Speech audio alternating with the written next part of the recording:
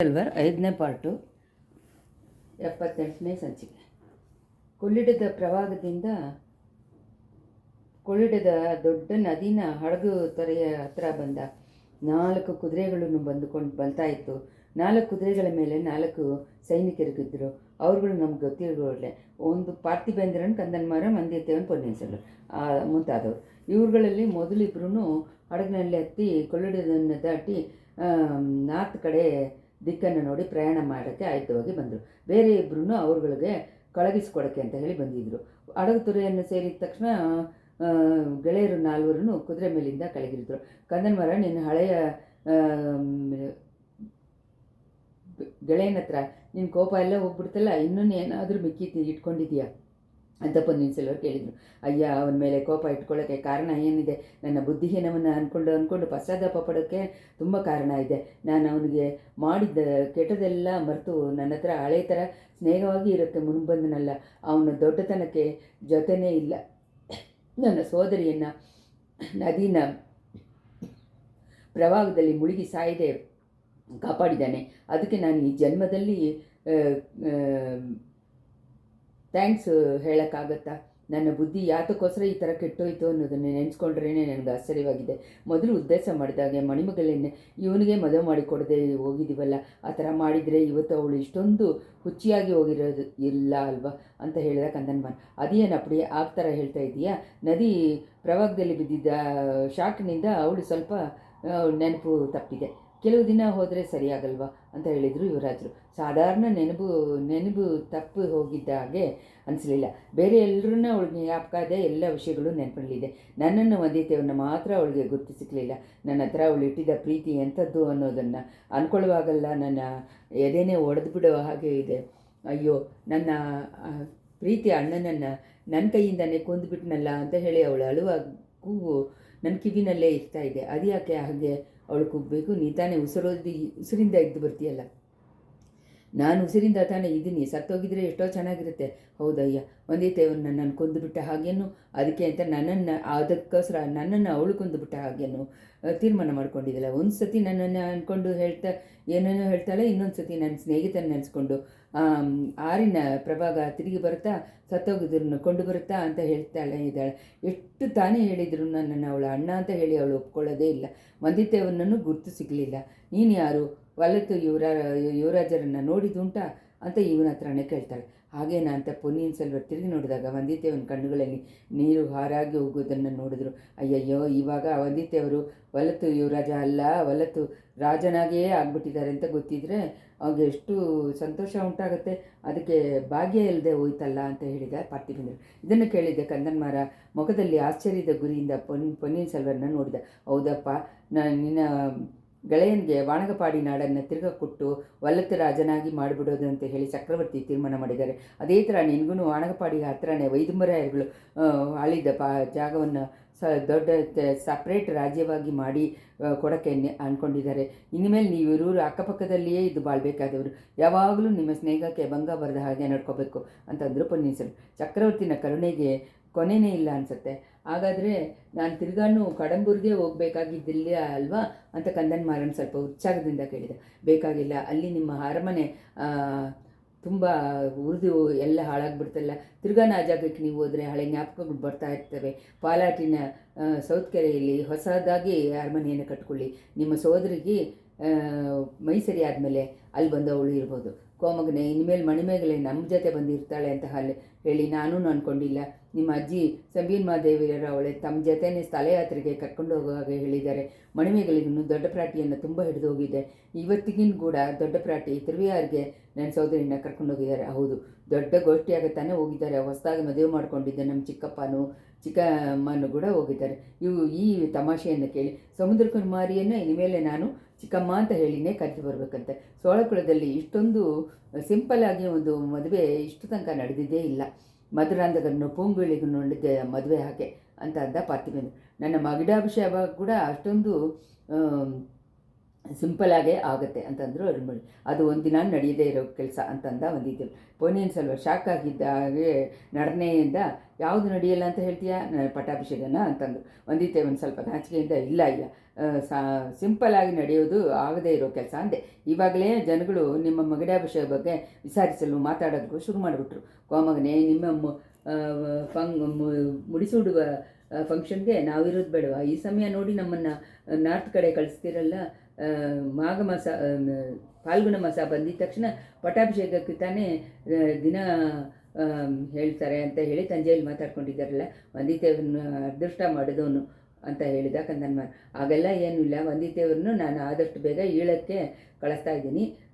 ನಮ್ಮ ಗೆಳೆಯರೇ ಒಂದು ನಿಶ್ಚಯವಾಗಿ ನಂಬಿ, ನನ್ನ ಗೆಳೆಯರಾಗಿ ನೀವು ಇಲ್ಲದೆ ನನ್ನ ಮಗುಡಾಭಿಷೇಕ ನಡೆಯೋಕ್ಕಾಗಲ್ಲ ಅಂತ ಹೇಳಿ ಪೊನ್ನಿಯಿನ್ ಸೆಲ್ವ ದೃಢವಾಗಿ ಹೇಳಿ.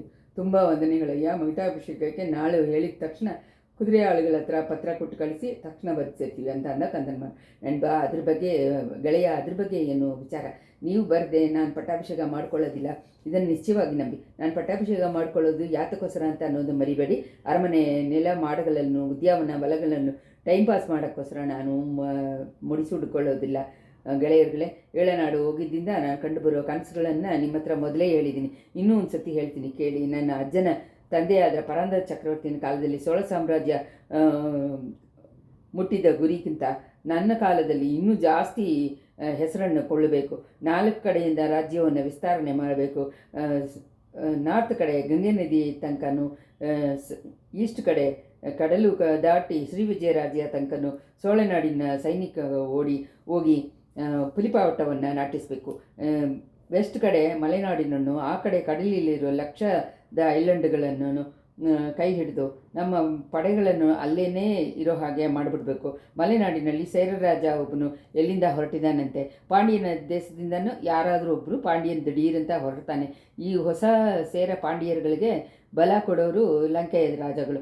ಆದ್ದರಿಂದ ಏಳನಾಡಿನ ಮಲೆಗುಹೆಯಲ್ಲಿ ಬಚ್ಚಿಟ್ಕೊಂಡವರ ಮಹಿಂದನನ್ನು, ಅವನ ಸೈನಿಕವನ್ನು ಹುಡುಕಿ ಹಿಡಿದು ಅವ್ರಗಳನ್ನ ಬಲವನ್ನು ಹಾಗೇ ನಾಶ ಮಾಡಿಬಿಡ್ಬೇಕು. ಲಂಕೆ ಐಲ್ಯಾಂಡ್ ಪೂರ್ತಿ ನಮ್ಮ ರಾಜ್ಯಕ್ಕೆ ಕೆಳಗೆ ಕೊಂಡು ಬರಬೇಕು. ರಾಜ್ಯ ವಿಸ್ತೀರ್ಣವಾದರೆ ಮಾತ್ರ ಸಾಕ. ಏಳನಾಡಿಂದ ಬುದ್ಧನ ಸ್ತೂಪಗಳನ್ನು ಸೋಲಿಸೋ ಥರ ದೊಡ್ಡ ದೊಡ್ಡ ಶಿವಾಲಯಗಳನ್ನು, ವಿಷ್ಣು ಆಲಯಗಳನ್ನು ಈ ಪುಣ್ಯ ಭೂಮಿಯಲ್ಲಿ ಎಬ್ಬಿಸಬೇಕು. ಈ ವೀರದ ತಿರುನಾಡಿನಲ್ಲಿ 1000 ವರ್ಷಗಳಿಗೆ ಆಮೇಲೆ ಬರೋಬ್ಬರು ನಾವು ನಮ್ಮ ಕಾಲದಲ್ಲಿ ಮಾಡಿದ್ದ ಕೆಲಸಗಳನ್ನು ಕಂಡು ಭ್ರಮಿಸಿ ಹೋಗಬೇಕು. ಗೆಳೆಯರುಗಳೇ, ಈ ಕನಸುಗಳೆಲ್ಲ ನನ್ನ ಕಾಲದಲ್ಲಿ ನೆರವೇರುತ್ತೆ, ನೆರವೇರಿಸಿ ತೀರ್ತೀನಿ. ಅದಕ್ಕೆ ನೀವುಗಳು ಒಬ್ಬೊಬ್ಬರನ್ನು ಹೆಲ್ಪ್ ಮಾಡಬೇಕು. ಪಾರ್ಟಿ ಬಂದರೆ ಸೋಳನಾಡಿನಲ್ಲಿಯೇ ತುಂಬ ಹೆಚ್ಚಾದ ಸೈನ್ಯ ಪದವಿಯನ್ನು ನನ್ನ ಅಣ್ಣ ಅವರು ಕರಿಗಾಲರು ಮಾಡ್ಕೊಂಡು ಬಂದಿದ್ದ ನಾರ್ತ್ ಕಡೆ ಬಾದಂಡ ನಾಯಕರ ಪದವಿಯನ್ನು ನಿಮಗೆ ಕೊಟ್ಟಿದ್ದೀನಿ. ಆ ಜವಾಬ್ದಾರಿಯನ್ನು ನೀವು ಸರಿಯಾಗಿ ನೆರವೇರಿಸಬೇಕು. ನನ್ನ ಅಣ್ಣನ ಅಕಾಲ ಮರಣ ನಮ್ಮ ಪಗೆಯವರುಗಳ ಹತ್ರ, ವೈರಿಗಳ ಹತ್ರ ಎಷ್ಟೊಂದೋ ಆಸೆಗಳನ್ನು ಉಂಟು ಮಾಡಿರುತ್ತೆ. ವೇಂಗಿಯ ರಾಜಾನು, ರಾಷ್ಟ್ರಕೂಟ ರಾಜಾನು ಸೋಳನಾಡಿನಲ್ಲಿರುವ ಕನ್ಫ್ಯೂಷನ್ಸ್ ಎಲ್ಲ ಬರುತ್ತೆ ಅಂತ ಹೇಳಿ ಚಿಕ್ಕರಾಜ ಒಳಗೆ ಜಗಳ ಆಗುತ್ತೆ ಅಂತಲೂ ಎದುರು ನೋಡ್ತಾ ಇರ್ತಾರೆ.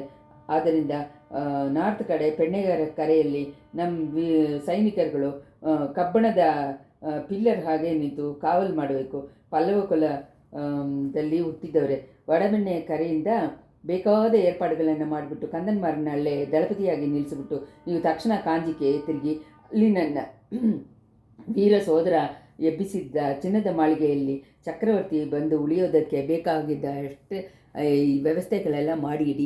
ನನ್ನ ತಲೆಯಲ್ಲಿ ಕ್ರೀಡಾವನ್ನು ಇಟ್ಟಿದ ತಕ್ಷಣ ಚಕ್ರವರ್ತಿ ಕಾಂಜಿಗೆ ಪ್ರಯಾಣವಾಗೋಕ್ಕೆ ಇಷ್ಟಪಡ್ತಾರೆ. ಇದನ್ನು ಕೇಳಿ ಕಂದನ್ಮಾರ ಕಣ್ಗಳಲ್ಲಿ ನೀರು ತುಂಬಿ, ಕೋಮಗನೆ, ರಣರಂಗದಲ್ಲಿ ನನ್ನ ಜಗಳ ಮಾಡುವ ಇದನ್ನು ಇನ್ನೂ ನಿರೂಪಿಸಿ ನಿಮಗೆ ತೋರಿಸಿಲ್ವಲ್ಲ. ಎಲ್ಲೇ ಕಾವಲು ಪಡೆಗೆ ನನ್ನನ್ನು ದಳಪತಿಯಾಗಿ ಇಟ್ಟಿದ್ದೀರಲ್ಲ, ನಾನು ಅದಕ್ಕೆ ಯೋಗ್ಯತೆ ಉಳ್ಳವನ ಅಂತ ಹೇಳಿ ಕೇಳಿದ. ಗೆಳೆಯ, ಎಲ್ಲ ಗೊತ್ತಿರುವ ದೇವರು ನನಗೆ ಕೆಲವು ಶಕ್ತಿಗಳನ್ನು ಕೊಟ್ಟಿದ್ದಾರೆ. ಯಾರ್ಯಾರಿಗೆ ಯಾವ ಕೆಲಸಕ್ಕೆ ಯೋಗ್ಯತೆ ಇರೋರು ಅಂತ ಹೇಳಿ ಈಸಿಯಾಗಿ ಕಂಡುಹಿಡಿಯುವ ಶಕ್ತಿಯನ್ನು ಕೊಟ್ಟಿದ್ದಾರೆ. ನಿನಗೆ ನಾರ್ತ್ ಸೈಡು ಎಲ್ಲೇ ಪಡೆಗೆ ದಳಪತಿಯಾಗಿ ನೇಮಿಸುವ ಹಾಗೆ ನಿಮ್ಮ ಗೆಳೆಯರು ವಲ್ಲತ್ತರಸರನ್ನ ಈಳಪಾಡೆಗೆ ದಳಪತಿಯಾಗಿ ನೇಮಿಸಿದ್ದೀನಿ. 2 ಜನನು ನಿಮ್ಮ ಕರ್ತವ್ಯಗಳನ್ನು ಸರಿಯಾಗಿ ಮಾಡ್ತೀರಾ ಅಂತ ಹೇಳುವ ನಂಬಿಕೆ ನನಗಿದೆ ಅಂತ ಹೇಳಿದರು ಪೊನ್ನಿಯಿನ್ ಸೆಲ್ವನ್. ಇನ್ನೂ ಕೆಲವು ಕಾಲಕ್ಕೆ ಇವ್ರುಗಳಲ್ಲಿ ಒಬ್ಬರನ್ನು ನಾರ್ತ್ ಕಡೆಯೂ ಇನ್ನೊಬ್ಬರನ್ನು ಸೌತ್ ಕಡೆಯೂ ಇಟ್ಟಿರೋದು ಒಳ್ಳೆಯ ಯೋಚನೆಯೇ. ಎಲ್ಲಾದರೂ ಸೇರಿಬಿಟ್ರೆ ನೀವುಗಳು ಅಲ್ಲಿ ಇದ್ದರೆ ಹಳೆ ಜ್ಞಾಪಕ ಬಂದು ಇಬ್ಬರನ್ನೂ ಹೊಡ್ಕೋಬೋದು ಅಂತ ಹೇಳಿದ ಪಾರ್ಥಿವೇಂದ್ರ. ಅಯ್ಯ, ಇನ್ಮೇಲೆ ಆ ಥರ ಒಂದು ದಿನವೂ ನಡೆಯೋದೇ ಇಲ್ಲ ಅಂತ ಹೇಳಿದ ಕನ್ನನ್ಮರ. ಹೇಳ್ಕೊಂಡೆ ವಂದಿಯತೇವನ ಹತ್ರ ಹೋದ.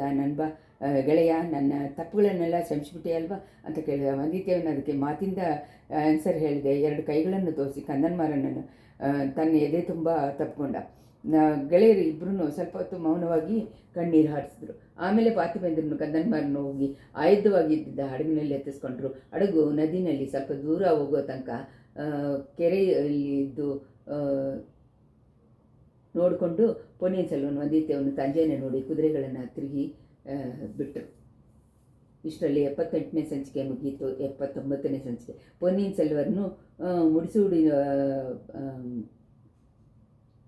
ವೈಭವ ಆದಷ್ಟು ಬೇಗನೆ ನಡೆಯೋಕ್ಕಾಗುತ್ತೆ ಅಂತ ನಾಡು ನಗರವೆಲ್ಲ ತಿಳಿದೋಗಿತ್ತು. ಜನಗಳು ಒಂದೇ ಇಂಟ್ರೆಸ್ಟಿಂದ ವೈಭವವನ್ನು ಎದುರು ನೋಡಿ ಕಾಯ್ತಾ ಇದ್ರು. ಆದಿತ್ಯ ಕಲೆಗಾರನ ಅಕಾಲ ಮರಣ, ಮಂದಾಕಿನಿಯ ಪ್ರಾಣತ್ಯಾಗ, ದೊಡ್ಡ ಪಳುವೇಟರನ್ನ ಶಬದ ನೆರವೇರಿಸಿದ್ದು, ಅಂಥ ಘಟನೆಗಳು ಸುಂದರ ಚಕ್ರವರ್ತಿಯ ಮನಸ್ಸನ್ನು ತುಂಬ ಹಿಂಸೆ ಮಾಡ್ತಾ ಇತ್ತು. ಆದ್ರೂ ರಾಜ್ಯ ಹಕ್ಕು ಸಂಬಂಧವಾಗಿ ಎಲ್ಲ ಚರ್ಚೆಗಳು ಒಂದೇ ಸತಿ ತೀರಿ ಹೋಗಿ ಅರುಳ್ಮೊಳಿವರ್ಮನೆ ಮುಡಿಸುವುದನ್ನು ಚಿಕ್ಕರಾಜಗಳು ಸಾರ್ವಜನಿಕರು ಎಲ್ಲರೂ ಒಂದೇ ಮುಖವಾಗಿ ಆಧರಿಸಿ ಅವರ ನೊಂದು ಹೋದ ಹೃದಯಕ್ಕೆ ಸ್ವಲ್ಪ ಸಮಾಧಾನವನ್ನು ಕೊಟ್ಟು ಬಂತು. ಫಾಲ್ಗುಣ ಮಾಸ ಹುಟ್ಟಿದ ತಕ್ಷಣ ಒಳ್ಳೆ ದಿನ ನೋಡಿ ಪೊನ್ನಿಯಿನ್ ಸೆಲ್ವರ್ನ ತಲೆಯಲ್ಲಿ ಸಾಮ್ರಾಜ್ಯ ಭಾರವನ್ನು ಹಾಕಿಬಿಟ್ಟು ಕಾಂಚಿಗೆ ಹೊರಟಿ ಹೋಗೋಕ್ಕೆ ಚಕ್ರವರ್ತಿ ತೀರ್ಮಾನ ಮಾಡಿದರು. ಅಲ್ಲಿ ತಮ್ಮ ಮಗ ಕರಿಗಾಲ ನಿರ್ಮಾಣಿಸಿದ ಚಿನ್ನದ ಮಾಳಿಗೆಯಲ್ಲಿ ಮಿಕ್ಕಿರುವ ತಮ್ಮ ಬಾಳನ್ನು ತನ್ನ ಬಾಳನ್ನು ಕಳಿಸಬೇಕು ಅಂತ ಹೇಳಿ ತೀರ್ಮಾನ ಮಾಡಿದರು. ಮುಡಿಸಿಬಿಡುವ ವೈಭವವನ್ನು ಜಾಸ್ತಿ ಆಡಂಬರವಿಲ್ಲದೆ ನಡೆಸಿಬಿಡಬೇಕು ಅಂತ ಹೇಳಿ ಸುಂದರ ಚೋಳರು ಅಂದ್ಕೊಂಡಿದ್ರಲ್ಲೂ ಆಶ್ಚರ್ಯ ಆಗಿರಲಿಲ್ಲ. ಈ ವಿಷಯದಲ್ಲಿ ಅರುಳ್ಮೊಳಿವರ್ಮನ ಪರಿಪೂರ್ಣವಾಗಿ ತಂದೆಯ ಇಷ್ಟವನ್ನು ನೆರವೇರಿಸೋಕ್ಕೆ ಅಂದ್ಕೊಂಡಿದ್ರು. ಅದರಿಂದ ಮುಡಿಸಿಬಿಡುವ ಫಂಕ್ಷನ್ ಮುಗಿಯೋ ತನಕ ನಗರದಲ್ಲಿ ಸಾರ್ವಜನಿಕರ ಹತ್ರ ಜಾಸ್ತಿ ಹೋಗೋದಿಲ್ಲ ಅಂತ ಹೇಳಿ ತೀರ್ಮಾನ ಮಾಡಿದರು. ಕೋಳಿರದಲ್ಲಿ ಹಡಗುತೊರೆಯಿಂದ ತಂಜೆಗೆ ಸೀದಾ ಹೋಗೋ ದಾರಿ ಅಂದರೆ ತಿರುವೆಯಾರು ದಾರಿಯಿಂದ ಹೋಗಬೇಕು. ಆ ನಗರ ಒಳಗೆ ಹೋಳಿದ್ರೆ ಮಕ್ಕಳೆಲ್ಲ ಅವ್ರನ್ನ ಸುತ್ತಕೊಂಡು ಆರವಾರ ಮಾಡ್ತಾರೆ ಅನ್ನೋದು ನಿಶ್ಚಯ. ಆದ್ದರಿಂದ ಗೆಳೆಯರಿಬ್ಬರೂ ಆ ನಗರದಿಂದ ದೂರದೆ ಸ್ವಲ್ಪ ವೆಸ್ಟ್ ಕಡೆ ಸರಿಸಿ ಹೋಗಿ ಕಾವೇರಿ ನದಿಯನ್ನು ದಾಟಿದ್ರು. ಕುಡಮುರುಟಿ ನದಿಯನ್ನು ಸೇರಿದ ತಕ್ಷಣ ಆ ಕೆರೆಯಿಂದ ತಂಜೆಯ ರಾಜಬಾಟೆಯನ್ನು ನೋಡಿ ಹೋದರು.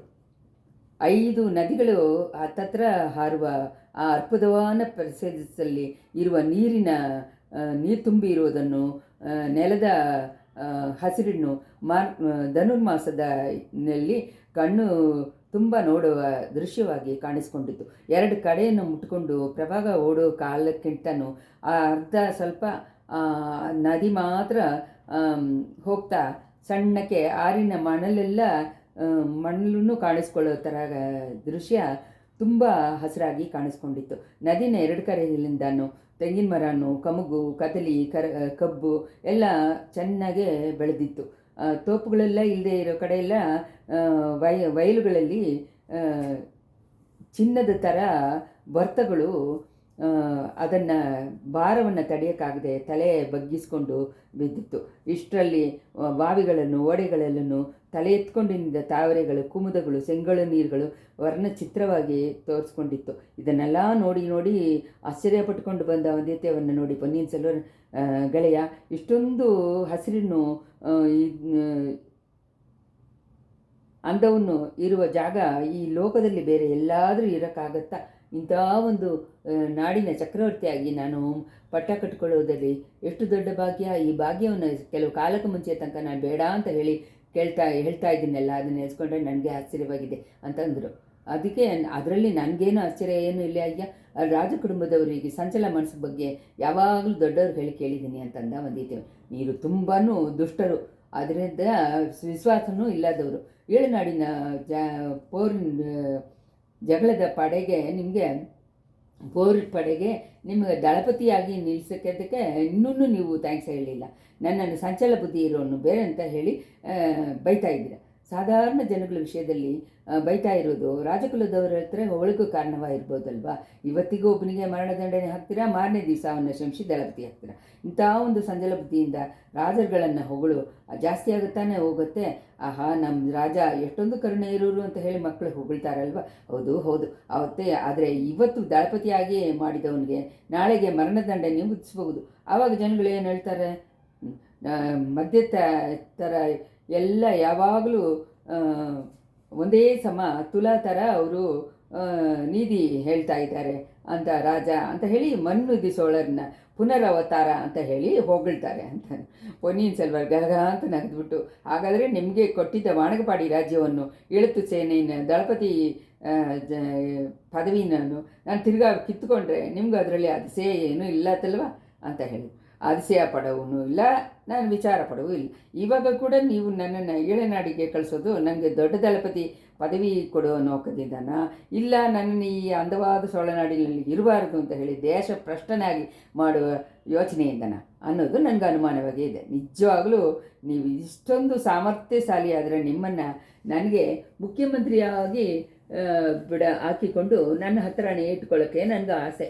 ಆದರೆ ಮುಖ್ಯಮಂತ್ರಿ ಅನಿರುದ್ಧರು ನಿಮಗೋಸ್ಕರ ತಮ್ಮ ಪದವಿಯನ್ನು ಬಿಟ್ಬಿಟ್ಟು ಹೋಗ್ತಾರೆ ಅಂತ ಅನಿಸಲಿಲ್ಲ. ಅದು ಒಂದು ದಾನೇ ಕಾರಣವಾಗಿದ್ದರೆ ನಾನೇ ಮುಖ್ಯಮಂತ್ರಿ ಅನಿರುದ್ಧರವ್ರ ಹತ್ರ ಕೇಳ್ಕೊತೀನಿ ಅಂತಂದು. ಪೊನ್ನಿಯಿನ್ ಸೆಲ್ವರು ನಗೆ ಮಾಡಿಬಿಟ್ಟು, ಇಲ್ಲ ಬೇರೆ ಒಂದು ಕಾರಣವೂ ಇದೆ ಅಂತಂದು. ಆಗತಾನೆ ನಾನು ಅಂದ್ಕೊಂಡೆ, ಏನು ಅಂದ್ಕೊಂಡಿದ್ರಿ ನೀವು ಇವಾಗೆಲ್ಲ ಮನಸ್ಸಿನಲ್ಲಿ ಒಂದನ್ನು ಇಟ್ಕೊಂಡು ಹೊರಗಡೆ ಒಂದು ಹೇಳ್ತೀರಾ ಅಂತ. ಒಳ್ಳೆ ತರ್ಸರೆ ನಿಮ್ಮ ತಪ್ಪುಗಳನ್ನು ನಿಜ ಮಾಡೋಕ್ಕೆ ಒಂದೇ ಒಂದು ಉದಾಹರಣೆ ಹೇಳೋಕ್ಕಾಗುತ್ತಾ? ಚೆನ್ನಾಗಾಗತ್ತೆ. ನಿಮ್ಮ ಮಗುಡಾಭಿಷೇಕ ವೈಭವವನ್ನು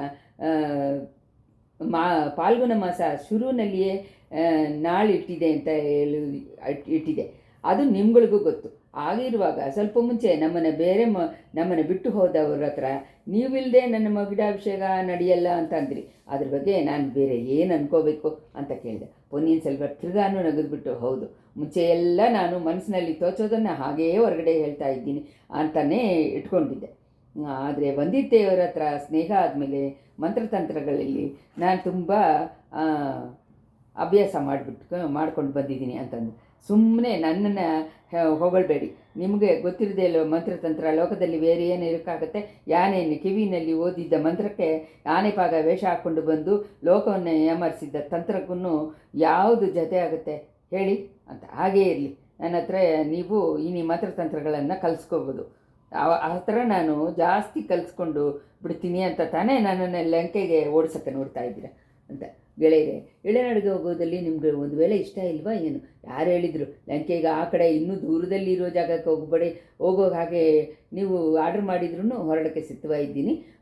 ಎಷ್ಟು ಬೇಗ ಕಳಿಸ್ತೀರೋ ಅಷ್ಟಕ್ಕೆ ಸಂತೋಷ ಪಡ್ತೀನಿ. ನನ್ನನ್ನು ಬಿಟ್ಟು ಹೋಗೋದು ಅಂದರೆ ಅಷ್ಟು ಸ್ವಂತೋಷವಾ ನಿಮಗೆ? ಹೌದಯ್ಯ, ದೊಡ್ಡ ರಾಜಗಳ ಹತ್ರದಿಂದ ಎಷ್ಟು ದೂರದಲ್ಲಿ ಇದೆಯೋ ಅಷ್ಟು ಒಳ್ಳೆಯದು ಅಂತ ಹೇಳಿ ತೀರ್ಮಾನಕ್ಕೆ ಬಂದಿದ್ದೀನಿ. ದೂರದಲ್ಲಿ ಇದ್ದರೆ ರಾಜಗಳನ್ನ ಸ್ನೇಹವನ್ನು ಕಳ್ಕೊಳ್ಳದೆ ಕಾಪಾಡಿಬೋದು. ಹಾಗಾದರೆ ನೀವು ಏಮಾರಿ ಹೋಗೋಕ್ಕೆ ಆಗತ್ತೆ. ಎಷ್ಟು ದೂರ ಹೋದ್ರೂ ನಿಮ್ಮ ಸ್ನೇಹವನ್ನು ನೀಟಿಸ್ಕೊಂಡು ಕಾಪಾಡಿಕೊಳ್ಳೋದಕ್ಕೆ ಆಗಲ್ಲ ಅಂತೀರ.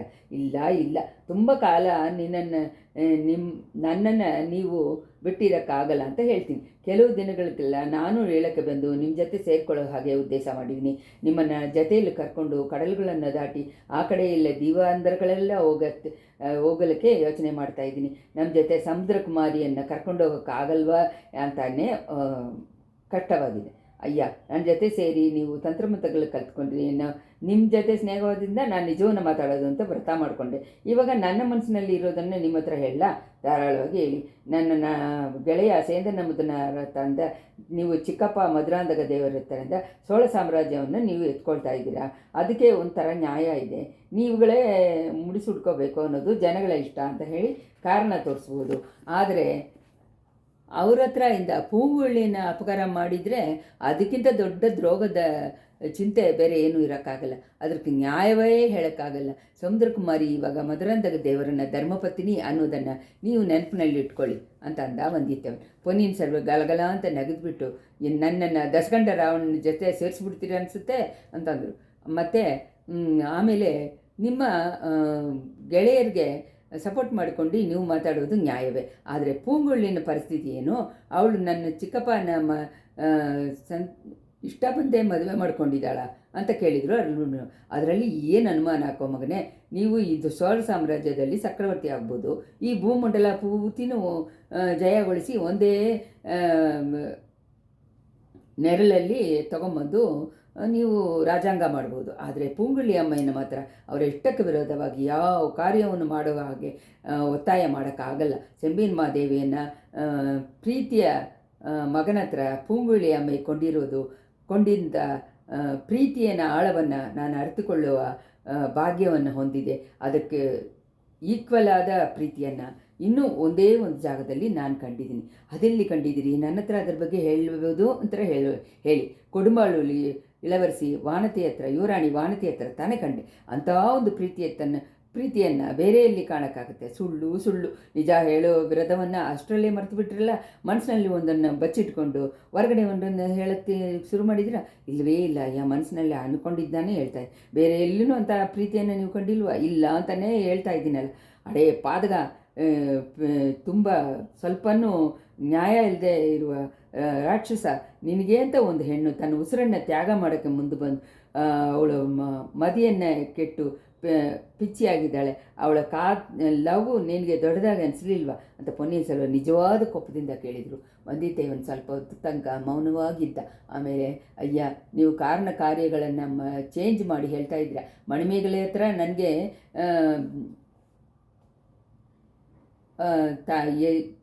ನನ್ನ ಮಣಿಮೇಗಲೆ ಹತ್ರ ನನಗೆ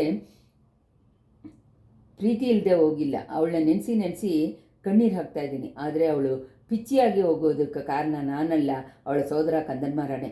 ಮೇಲೇನು ನಾವುಗಳು ಇಬ್ಬರನ್ನೇ ಆ ಹೆಣ್ಣಿಗೆ ಸತ್ತವರು ಆಗಿಬಿಟ್ಟಿದ್ವಲ್ಲ, ಇನ್ಮೇಲೆ ಅದರ ಬಗ್ಗೆ ಮಾತಾಡಿ ಪ್ರಯೋಜನ ಏನು ಅಂತಂದ. ನಾನು ಸ್ವಲ್ಪ ಮುಂಚೆ ಕೋಪಗ ಮಾತಾಡಿದ್ದಕ್ಕೋಸ್ಕರ ನಾನು ತುಂಬ ಪಶ್ಚಾತ್ತಾಪ ಪಡ್ತೀನಿ ಅಂತ ಹೇಳಿ ಪೊನ್ನಿಯಿನ್ ಸೆಲ್ವರು ಶುರು. ನನಗೆ ಅದರಲ್ಲಿ ಏನೂ ಕಷ್ಟವೂ ಇಲ್ಲ, ಆಶ್ಚರ್ಯನೂ ಇಲ್ಲ. ಈ ಥರ ದಿಢೀರ್ ಕೋಪವನ್ನು ಎದುರು ನೋಡಿತಾನೆ ಬೇಗನೆ ಲಂಕೆಗೆ ಹೊರಡೋಕ್ಕೆ ಇಷ್ಟಪಡೋ ಹಾಗೆ ಹೇಳಿದ್ದೀನಿ. ನಿಮ್ಮನ್ನು ಲಂಕೆಗೆ ಕಳಿಸೋದಕ್ಕೆ ಇನ್ನೊಂದು ಕಾರಣನೂ ಉಂಟು ಅಂತ ಹೇಳಿದ್ದೀನಲ್ವ? ಹೌದು ಪ್ರಭು. ಕೆಲವು ಕಾಲ ನೀವು ದೂರ ದೇಶದಲ್ಲಿ ಇದ್ದುಬಿಟ್ಟು ತಿರ್ಗಾ ಬಂದರೆ ಒಂದು ವೇಳೆ ನಿಮ್ಮನ್ನು ಮಣಿಮೇಗಲೆ ಗುರುತು ಸಿಕ್ಬೋದು ಅಂತ ಹೇಳಿ ನನ್ನ ಅಕ್ಕ ಅವರು ಅಂದ್ಕೊಳ್ತಾ ಇದ್ದಾರೆ. ತಿಳ್ಕೊಂಡೆ ಅಯ್ಯ. ನನ್ನನ್ನು ದೂರ ದೇಶಕ್ಕೆ ಕಳಿಸೋದ್ರಲ್ಲಿ ನಿಮಗಿಂತ ಎಳೆಪರಾಟಿಗೆ ತುಂಬ ಶ್ರದ್ಧೆ ಇರೋದನ್ನು ತಿಳ್ಕೊಂಡೆ. ನಾವು ಯಾರ ಬಗ್ಗೆ ಮಾತಾಡ್ಕೊಂಡಿದ್ದೀವೋ ಅವ್ರುಗಳೇ ಅದು ಬರ್ತಾ ಇದ್ದಾರೆ ಅಂತ ಹೇಳಿ ಒಂದು ಸುತ್ತಿ ತೋರಿಸಿದ್ದ. ಕುಡಮುರುಟಿ ನದಿ ಕರೆಯಿಂದ ಬಂದಿದ್ದ ಆ ಗೆಳೆಯರುಗಳು ಇಬ್ಬರೂ ಆ ಸಮಯ ತಿರುವೆಯಾರಿಲಿಂದ ತಂಜಾವೂರು ರಾಜಪಾಟೆಯನ್ನು ಹತ್ರ ಬರ್ತಾಯಿದ್ರು. ಆ ರಾಜಪಾಟೆಯಲ್ಲಿ ಮುಂದೆ ಹಿಂದೆ ಪರಿವಾರಗಳು ಸುತ್ತಲೂ ಬಂತಾ ಒಂದು ಪಲ್ಲಕ್ಕೊಂದು ಬರ್ತಾಯಿತ್ತು. ಅದರಲ್ಲಿ ಕುಂದವಿ ದೇವಿನೂ ಕೊಡಮಾಳೂರು ಯುವರಾಣಿಯೂ ಇದ್ದರು. ಕುದುರೆಗಳ ಮೇಲೆ ಬಂದ ಆ ಗೆಳೆಯರುಗಳು ಇಬ್ಬರನ್ನ ನೋಡಿದ ತಕ್ಷಣ ಆ ಹೆಣ್ಮಕ್ಳನ್ನ ಕಣ್ಣುಗಳು ಆಶ್ಚರ್ಯದಿಂದ ದೊಡ್ಡದಾಯಿತು. ಅವುಗಳ ಮುಖಗಳು ಸಂತೋಷದಿಂದ ಅರಳಿತು. ಇಷ್ಟರಲ್ಲಿ 79ನೇ ಸಂಚಿಕೆ ಮುಗಿಯಿತು.